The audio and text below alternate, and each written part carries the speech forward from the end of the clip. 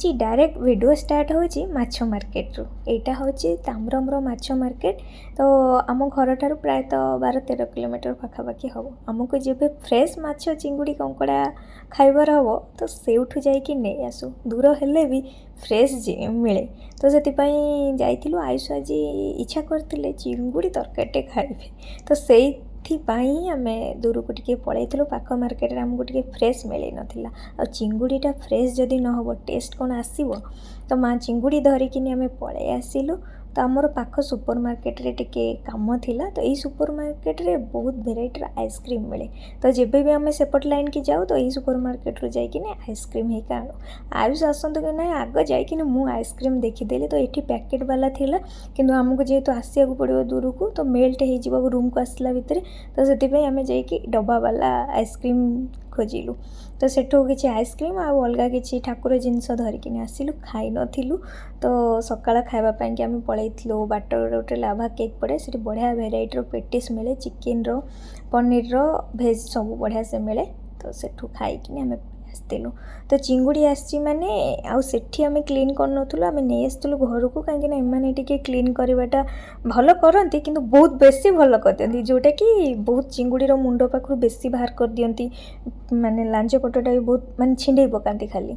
तो से आम चिंगुड़ी आनले घरे ही ताको क्लीन करूँ आयुषकर दायित्व थिला क्लीन करने आ मु भी क्लीन कले टिके रही जाए मु भी ठीक से क्लीन करि पारेनी। तो से जब सी न था से मु करे किंतु जब सी था तो तांको दायित्व थाए आज भी तंकारी दायित्वटा तांकर थिला। तो मते खाली कहले जे तमे गरम पानी बसाओ मु एपटे क्लीन सरोची मु भी जानिनी कौन पाई। तो तापर मते कहले कि मु चिंगुड़ी धोई सारा पर तातरे गरम पानी हैला पर ताको टिके गोटे फुटाटा खाली देवी बेसी टाइम नहीं। तो से गरम पानी रे चिंगुड़ी को पके बस खाली गोटे फुटा दे आसीबो तो करी मु एपटे भात बसई देइथली तो चाउल पकईदेली पानी बसई देइथली भात पाई तो चाउल पकईदेली किंतु मु भी जानिनी कौन पाई ताको पचारली जे चिंगुड़ीटा कौन पाई गरम पानी रे पकेलो ना जेहेतु बड़ बड़ चिंगुड़ी तो गरम पानी रे पकेया द्वारा सिझिबार किसी अंशटा तो हो ता सहित तो किसी जीवाणुटा कुआडे बड़ चिंगुड़ी रे थाए मते तो जना नहीं। आपण मैंने जदि ए विषय किसी जानछन्ती कमेंट करेंगे तो गरम पानी रे आइस कौन पाई पकेले।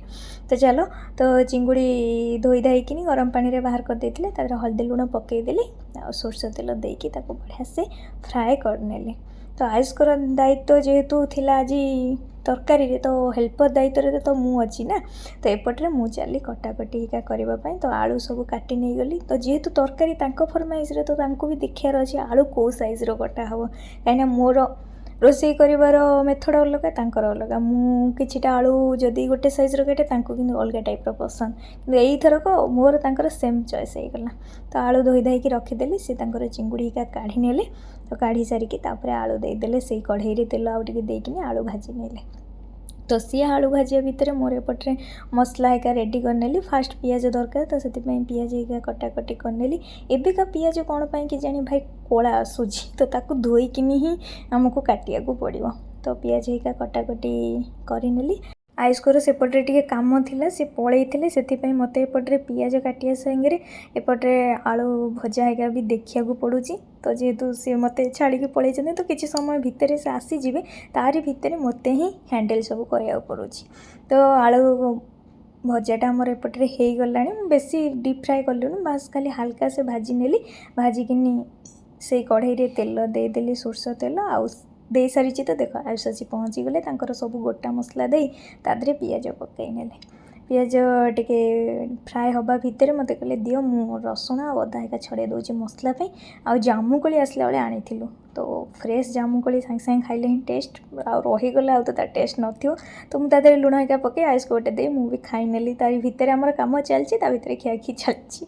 तो मसला पटे रेडी हो जाइतला अदा रसुण रो पेस्ट आउ देकिनी ता सहित टमाटर कटा गोटे देदेली तापर आयुष तांकर कहले छाड़ एथर मसला मसली दायित्व मोर लुण हल्दी चिकेन पाउडर जीरा पाउडर धनिया पाउडर काश्मीरी लाल मिर्च एंदी ढेर सारा मसला पाउडर सब पकई नेले आ आयुष टिके कले तांकर टिके पाउडर हिका टिके बेसी यूज मसला टिके बेसी यूज पुओ पिला कथा ना पूरा स्टाइल रे हंडाशाल रोषे भाया से माने बनाती।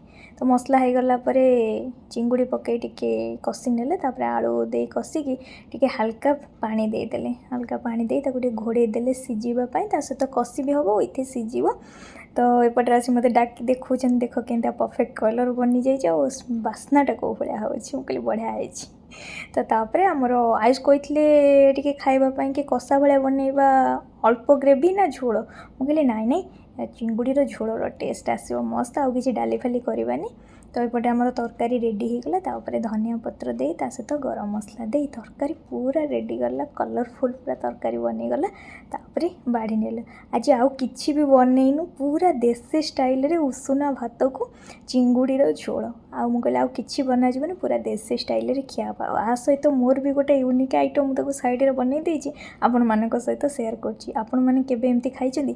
ଚିଙ୍ଗୁଡ଼ିର ଝୋଳ ସାଙ୍ଗରେ ଟିକେ ଆମ୍ବୁଲ ଗୋଟେ ପିସ୍ ଆଉ ଗୋଟେ କଞ୍ଚା ଲଙ୍କା ପୁରା ଦଳି ଦେବେ, ତା ଝୋଳର ଟେଷ୍ଟ ପୁରା ମସ୍ତ ଆସିଯିବ। ଆପଣମାନେ ବି କେବେ ଘରେ ଟ୍ରାଏ କରନ୍ତୁ।